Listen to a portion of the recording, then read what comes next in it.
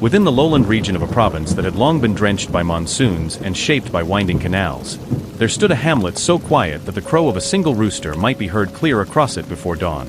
The hamlet, known as Tan Duong, was unremarkable by most measures: a small village temple, some rice paddies, a dusty path leading in, and a cluster of aging houses.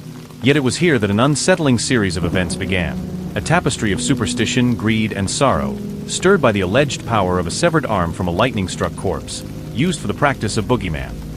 At the center of the ensuing turmoil was the Fan family, a household far wealthier than most in Tan Duong. Rumor said they possessed uncanny luck in business, always guessing whose harvest would flourish or which traveling merchant needed certain goods. Whenever misfortune struck others, it seemed to bypass their gates. Locals whispered that the Fans must have some protective charm or sinister advantage. Only time would reveal the true cost of their prosperity, a cursed relic that was rumored to guide their every illicit endeavor. This is the story of how that relic, a lightning-struck arm, and a malevolent boogeyman would unravel the peace in Tan Duong, forging new legends for future generations to recount in hushed tones, near flickering oil lamps, on rainy nights. Tan Duong lay nestled beside a sprawling lake dotted with pink lotus blooms. At sunrise, old fishers would glide across the still waters, their rafts silent among the floating plants. Children scampered along the unpaved lanes, carrying bamboo cages for crickets or pouches of marbles. During the day, peasant women in conical hats sold fresh produce by the roadside. Few travelers took the trouble to stop in Tan Duong, yet those who did admired the gentle pace of life. That is, unless they happened to cross paths with certain elements of the Fan household. The Fan family compound rose near the hamlet's edge, a tall, well-appointed home with an imposing wooden gate. The courtyard boasted exotic fruit trees, and the earthen walls around it were unusually high.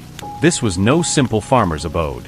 The best guess was that Fan Chi, the aging patriarch, had inherited some hidden fortune or earned it by means that nobody could definitively prove. He lived there with his wife, Madame Lean, and their only child Fan Dung, an adult son who scorned most communal labor. They also employed 3 servant women to manage the household chores. The family name carried a sense of intimidation. The father was said to be sour-faced, the mother aloof, and the son cunning. On festival days, they contributed lavishly to the temple, but behind the gates, rumor had it, shady dealings transpired. One midsummer evening, an ominous storm blanketed Tan Duong. Lightning fanned across the sky, thunder shaking window panes. Most villagers stayed indoors, ignoring the violent deluge. The air crackled with static electricity, leaving hair standing on end. During a lull in the downpour, villagers heard a sharp, terrifying crack. In the orchard behind Tan Duong's communal house, lightning had struck a tall palm tree, and as it turned out, a man too. Horrified onlookers soon found the body, a traveling worker named Tran Luke. He had apparently sought shelter by the palm. The lightning had not only toppled the tree but also ended Luke's life in a flash. The left side of his torso was scorched, and his left arm was blackened from shoulder to fingertips. It would have been a straightforward tragedy, sad but not wholly extraordinary in a stormy region. Yet only hours later, the arm vanished from Luke's body. By dawn, no one in the hamlet could explain how or why. Officials from the district did a cursory investigation, suspecting wild animals or misguided thieves. But the hush grew thick with more sinister speculation. Lightning-struck arms, an elder whispered, are used in Boogeyman, the blackest form of cunning magic. None spoke the words out loud, but suspicion turned swiftly toward the Fan family. If anyone had the means or the motive to do such a monstrous thing, many believed it to be them. Surely enough, about a month later, bizarre rumors began to swirl around the Fan compound. Some said they glimpsed a withered limb submerged in a jar of pungent liquid in the back corner of the Fan warehouse. Others claimed nightly incantations were performed in the courtyard. Some even insisted they heard a faint moaning near the property's well, especially when the moon was hidden behind clouds. Inside the compound, changes were afoot. Fan Dung, the son, started wearing a small leather pouch around his neck. The servants reported hearing him whisper to it late at night, as if communing with an unseen presence. Meanwhile, the father, Fan Chi, seemed more confident than ever. He declared expansions to their farmland, took over several rice deals that no one else dared to approach, and turned a remarkable profit in the following harvest. Indeed, the family's wealth and influence ballooned conspicuously, yet a chill clung to the corners of the house. Servants found it uncomfortable to pass by the storeroom after sundown. Some swore they felt unseen eyes tracking their every move. One mild-mannered maid, Han, found fresh chicken blood spattered near the threshold of the storeroom at dawn, though no sign of violence or missing animals. No official record stood of missing poultry, but the entire atmosphere radiated hidden, malevolent energies. By the time autumn arrived, Tanjung had become rife with hushed gossip about the Fan household. Mysterious footprints were occasionally spotted outside neighbors' homes, as if someone had prowled by in the small hours. Yet no property was stolen, no livestock taken.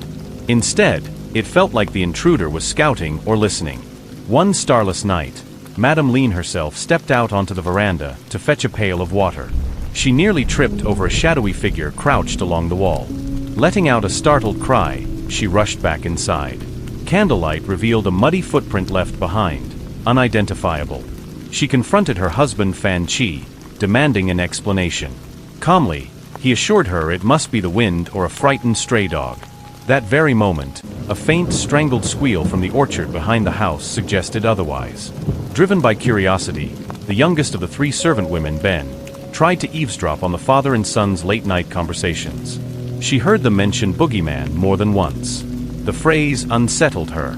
She had heard legends. Boogeyman was the spirit or presence bound by a certain relic, often the severed arm of someone killed in unnatural circumstances, capable of guiding the household to find lost items or commit covert theft without detection. The presence was said to dwell in a hidden jar or corner, watching for intruders or eavesdroppers. It was unbelievably dangerous for any outsider to spy on such a practice. One evening, Ben confided in her fellow maids, describing how the father and son left the house at odd hours, returning before dawn with small satchels that jingled like coins or jewelry. They seemed unstoppable. Fearful of crossing her employers, Ben kept her head down, but the tension was near breaking point. She dreaded what might happen if she learned too much. The Fan family's fortune soared. Fields they purchased yielded record harvests. They expanded their orchard, doubled their water buffalo stock, and built an extension to the compound, a spacious wing used mostly for storing new valuables. Villagers watched as cartloads of goods arrived daily. Some whispered it must be stolen property from distant provinces. Others believed it was a cunning exploitation of local trade secrets gleaned by some intangible means. Through it all, the sky above Tanjung remained eerily overcast. Day after day, an unseasonal gloom hung over the hamlet, while the old temple caretaker insisted a spiritual disturbance was afoot. He kept adding protective talismans near the temple gates, an act that only heightened curiosity. Among the villagers, there were those who half admired the Fans for their bold success, and those who loathed them for unholy dealings. A few tried to confirm if the severed arm from the lightning-struck corpse was truly hidden within the compound. But the tall fences, plus the family's watchful eye, discouraged prying too deeply. Then, a turning point, a respected village elder, Master Kwong, confronted Fan Chi in front of onlookers at the local market, alleging that the Fan's suspicious wealth must come from curses or Boogeyman. The father shot him a venomous glare, said nothing, and left. That very night, Master Kwong's stable caught fire, burning 3 horses. People connected the dots, muttering that no mere coincidence could align such events. In the days that followed, bizarre apparitions afflicted the neighbors. A family named when claimed they awoke to faint scratching sounds along their walls, as if from huge claws. Another neighbor discovered footprints in the ash pit behind her kitchen. A third neighbor, ironically named Ong Hoa for peace, started hearing distant laughter near midnight, though no one was visible outside. Everyone pinned blame on the Fan household's rumored Boogeyman, as it was said to roam at night, scoping out households for the next robbery or simply sowing fear. Yet no direct proof emerged. Inside the Fan compound, the father and son sometimes argued in hushed voices. Fan Dung wondered aloud if the Boogeyman had grown too ambitious, nudging them not only to steal from outsiders but also to harm them. He began to fear that the unholy contract might spiral beyond their control. Yet the father, Fan Chi, stubbornly insisted they remain loyal to the spirit, continuing nightly worship so it might protect them from all reprisal. The mother, Madame Lean, showed signs of fraying nerves. She quietly resented this darkness that had invaded their family. She demanded her husband end the practice, but was only met with harsh rebukes and warnings that the Boogeyman was the source of their status, and abandoning it now could bring ruin. One humid twilight, the father and son carried out a routine they had perfected. They gathered in a small storeroom near the orchard. A hidden compartment in the floor concealed a jar containing the pickled remains of the lightning-struck arm. According to rumor, the arm was partially discolored, with char marks from the lightning, and suspended in a pungent brew of herbs, animal bile, and resin. Some said incantations were pinned to the jar's side. The father lit a candle, letting droplets of its wax land on the jar's lid in a shape akin to a bizarre character from old folklore. Together, father and son chanted a short invocation, after which they asked the spirit for guidance on their next move. Sometimes the spirit pointed them to potential victims who stored gold or valuables. Other times, it simply demanded offerings of raw chicken or pig's blood. Each time, the father complied without question. But that night was different. The father felt a tenseness in the air. The arm in the jar twitched as if alive, rattling against the glass. A faint moaning whispered in their ears, "Blood, feed me, no mercy." The father's face paled. The son stepped back, sensing the spirit's agitation. They ended the ritual abruptly, concerned that the spirit's thirst had grown beyond the usual pattern. A few hours later, the orchard dog barked ceaselessly. The father cursed under his breath, lighting an oil lantern to see. He discovered the dog cowering near a small mound of churned earth under a guava tree. Something had been buried there. The father, trembling, dug it up, a half-rotted chicken carcass, apparently an offering left for the spirit, or perhaps by the spirit. This was not how they usually arranged feedings. The father flung it into a ditch, disturbed that the spirit had taken initiative to bury something in his orchard. In the days that followed, tension reached a boiling point. The servants huddled together in whispered conference, debating whether to flee. Something about the orchard's atmosphere had become savage. They reported hearing frantic scuttling beneath the floorboards at night, as if small creatures ran amok. One claimed to see a pale face peering out from behind the water jars in the kitchen yard. Fan Dung tried to hold the household together. Realizing the father was slipping deeper into mania, he considered confronting him, but fear of the spirit's wrath stayed his hand. Worse, rumors from outside suggested the local magistrate was investigating the wave of theft and arson. The father maintained everything was fine, but Fan Dung felt a creeping doom. "How did we come to this?" he lamented quietly. Father's thirst for advantage, mother's silent tears, and now this monstrous relic controlling us all? Meanwhile, Madame Lean was desperate. She once tried to smash the jar, hoping to break the boogeyman. But she found it guarded in the locked storeroom, the father or son constantly keeping watch. She cursed her fate, weeping in her bed at night. She recalled the day they first heard of the lightning-struck corpse. If only they had never sought out that severed arm. If only they had listened to moral caution. But the father insisted each moral boundary was a necessary price for fortune. Less than a mile beyond Tanjung, overshadowed by a tangle of wild bamboo, stood an old neglected shrine.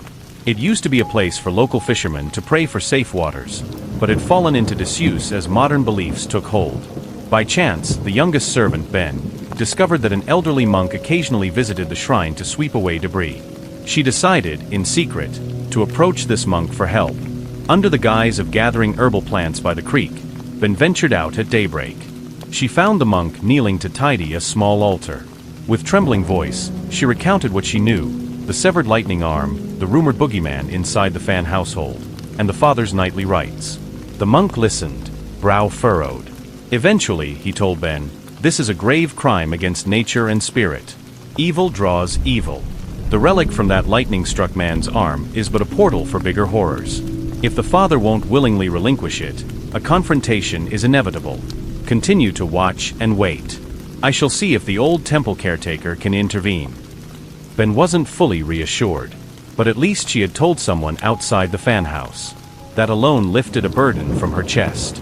She thanked him, slipping away before midday to avoid arousing suspicion. She prayed fervently that some saving grace might come to the household soon, before destruction befell them all. One sweltering afternoon, while the father was away for business, Madame Lean and Fan Dung heard a loud crash from the storeroom. Rushing to investigate, they found the jar had toppled from its hidden space, smashing on the floor. The severed arm lay limp, the pungent fluid soaking into the wooden boards. At first, mother and son felt relief. Perhaps this signaled the spirit's hold was broken. But the arm twitched, expelling a foul black vapor. Then, an intangible presence blasted them back, leaving them sprawled across the floor, choking. When they came to, the fluid was gone, the arm missing. Only a streak of blackish residue trailed out the storeroom door, as if it had crawled away. Horrified, the mother and son retreated inside, shuttering themselves in a side room. They heard a deep scraping noise outside. Then all fell silent. Their ordeal continued through the night. Whenever they drifted near sleep, something battered the walls from outside. The orchard dog yelped incessantly, then abruptly stopped. Come morning, the dog was found cowering under a cart, shaking in terror. The father returned to find the house in chaos, but insisted they must remain calm. We must rebrew the essence. The spirit can be recaptured, he declared.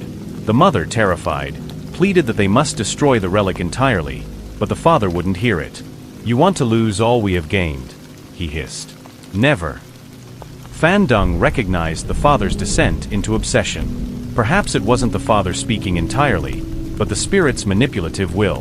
The lines between man and the cursed force had blurred. Though the fans tried to disguise their growing predicament, certain clues leaked out. Odd noises at night, the orchard dog's traumatized state, and the father's newly frenzied demeanor. Gossip spread among villagers that the boogeyman had turned on them. Some recalled that in old stories, a severed lightning-struck limb, if not carefully appeased, could unleash a vengeful spirit against its keepers. A few braver souls, led by Master Kwong's nephew Nok, mustered the courage to gather at the hamlet's communal house to discuss interventions. They considered confronting the father or even storming the compound to locate and bury the vile object. But with no direct legal or moral authority, plus the father's cunning reputation, they hesitated. Meanwhile, the father's nightly escapades continued, though less frequently successful, as if the spirit had turned rebellious and no longer gave him the edge in thievery. The father returned from such outings empty-handed, enraged and disoriented, taking it out on the household. One tense evening, while wind howled among the orchard's heavy branches, the father locked himself in the storeroom, presumably trying to conjure a new brew or re-establish the spirit's obedience. Madame Lean, trembling, confided in Fan Dung that she could hear her husband chanting in a guttural voice, quite unlike his usual tone. She insisted they go inside and stop him before something worse occurred. With the orchard dog whining at their heels, mother and son approached the storeroom door, hearing a slithering sound within. They forced the door open to find the father kneeling over a small brazier. Black smoke curled upward, stinging their eyes.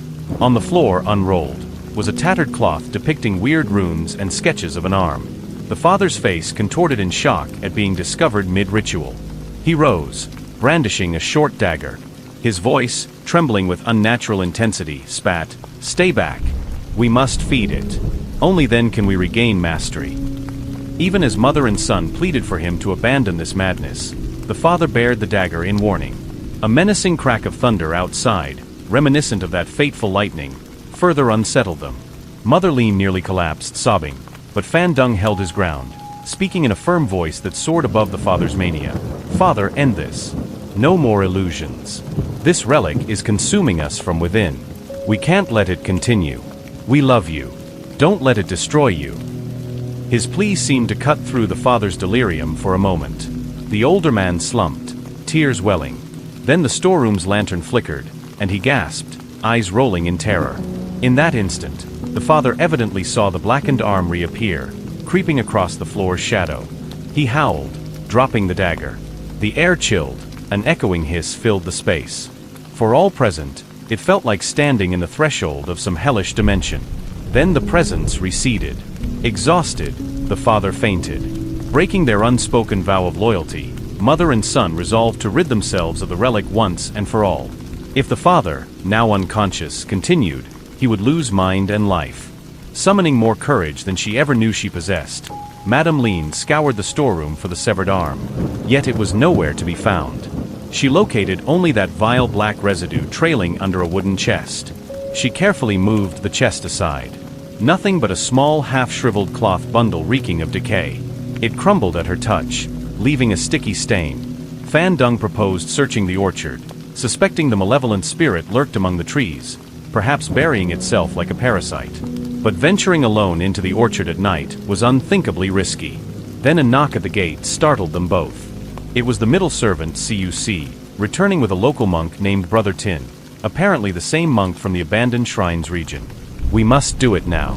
The spirit's near," insisted Brother Tin. He carried a slender staff adorned with protective inscriptions.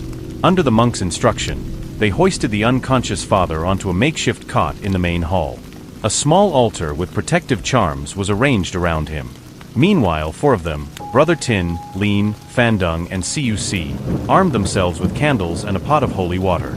Together, they marched into the orchard. The entire orchard felt unnaturally cold, as if overshadowed by a greater presence. The orchard dog cowered behind a stump, refusing to follow. Near the orchard center, where the father had once discovered suspiciously buried chicken remains, a swirl of blackish vapor manifested. The swirl coalesced into an almost tangible shape, a half-silhouette reminiscent of a withered arm. The night hush broke with an unearthly screech, and the shape lunged toward them. Brother Tin thrust his staff forward, chanting an incantation in Old Sino-Vietnamese. The shape recoiled, swirling about in fury. Lean stumbled, nearly dropping her candle. Dung advanced with the holy water pot, flinging droplets that sizzled upon contact with the phantom silhouette. Little by little, the swirling shape shrank, dissolving into tattered wisps. Then Brother Tin took a second pot from Cuc, containing ashes from a protective talisman, and scattered them upon the ground. At once, the orchard air turned less oppressive. The silhouette let out a final wail before evaporating, leaving behind only a faint stench of burned hair and acid. All was silent again. They realized that, in banishing this presence from the orchard, they had likely severed the boogeyman's hold upon the father's mind. The thunderous heaviness abated. The orchard no longer reeked of malevolence. A few stars even emerged overhead. Fandung trembled in relief. That night, they returned to the main hall, where the father lay breathing shallowly but peacefully. Throughout the next day, the father slowly regained consciousness. He was weak, disoriented, but curiously lucid about the events. He confessed bits and pieces, how he had bribed a grave robber from a distant province to procure the lightning-struck arm of that traveler, Tran Luke, believing it would empower them to become unstoppable. At first, success had come, but the father realized too late that the spirit began extracting a dreadful toll. Over time, it demanded more and more. The father had been set on forging an unstoppable boogeyman, a sentinel that could guard their illicit secrets and direct them to new riches. Instead, it nearly cost them their lives. As the father finished his confession, Lean and Dung listened with sorrow. The father wept, begging forgiveness.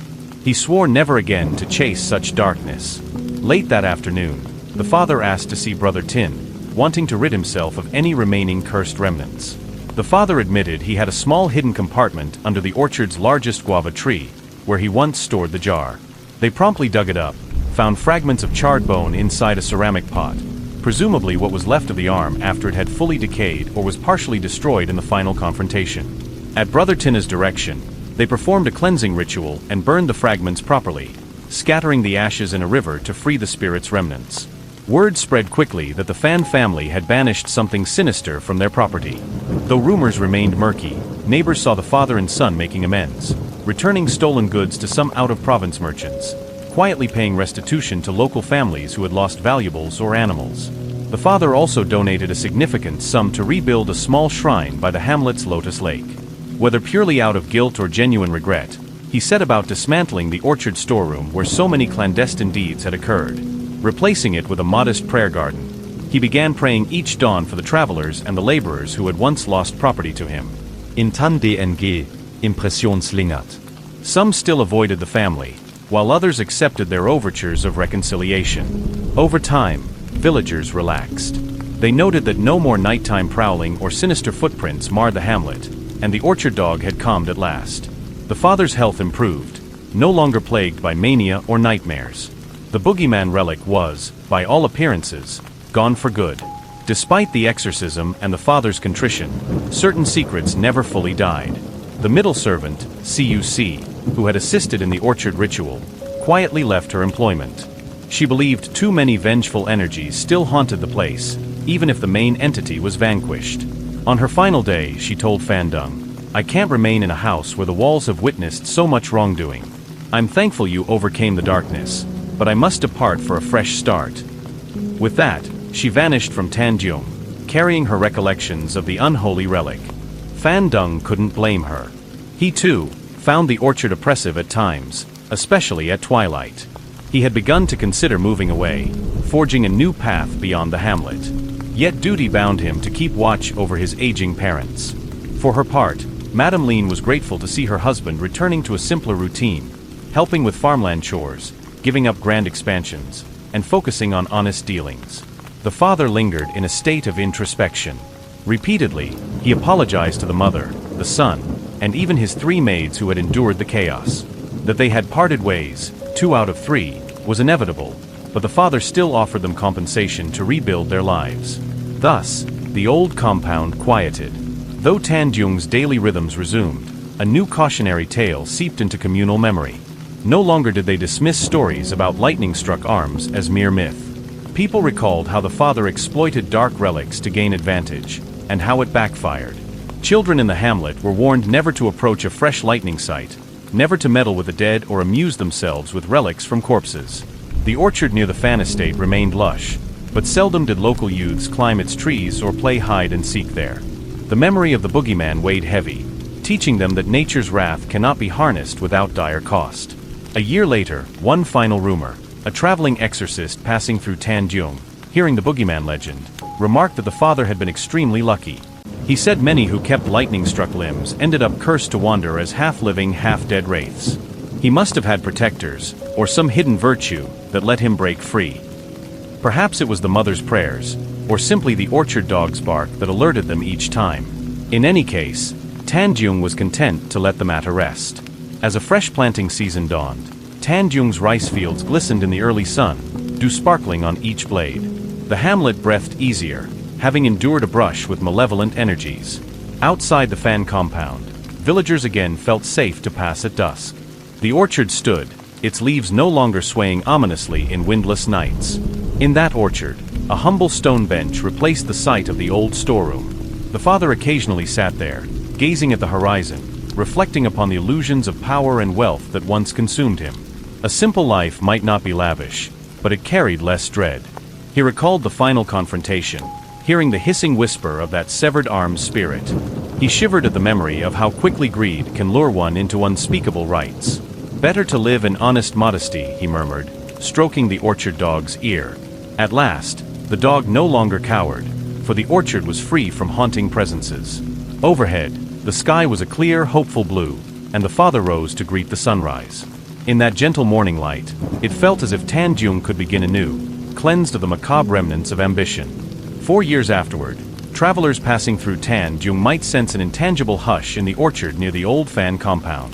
They might hear faint stories of a cursed relic that once cast a pall over a wealthy family, and how an unholy boogeyman formed from a lightning-struck arm. Older generations retell how the father nearly lost his soul to the relic's power, yet the family found redemption through both spiritual intervention and moral atonement.